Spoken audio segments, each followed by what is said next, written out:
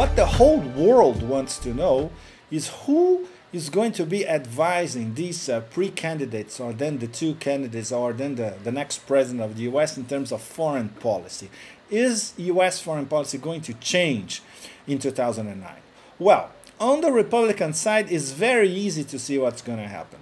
Let's start with the proposed budget for 2009, proposed by President Bush for the Pentagon. $515 billion. That's 4% of the whole American economy. If we add like something like $150 billion extra, which the next president may ask Congress to approve, we're going to have more than the whole GNP of Australia. So this is what the Pentagon wants. This is what the industrial military establishment complex wants. For them, McCain is their guy.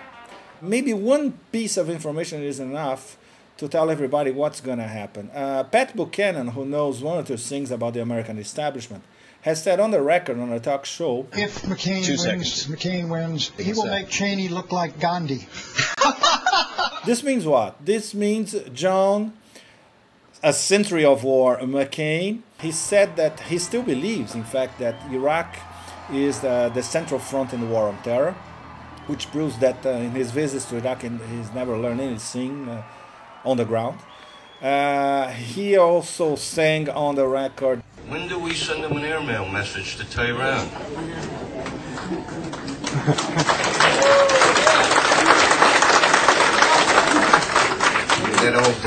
That old Beach Boys song, Bomb Iran?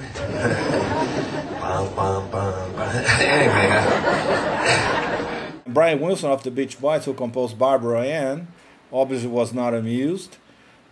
So he's going to confront leaders all over. He's going after them. So we're going to have Bush 3, actually, which obviously suits the industrial military complex. If the US votes for John McCain, they're going to get the ultimate neocon, and the rest of the world is going to be saddled with it as well.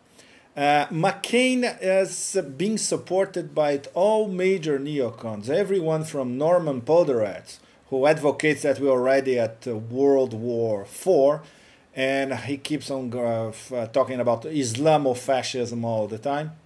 Total rubbish, because fascism was invented in Europe for that matter. It has nothing to do with Islam.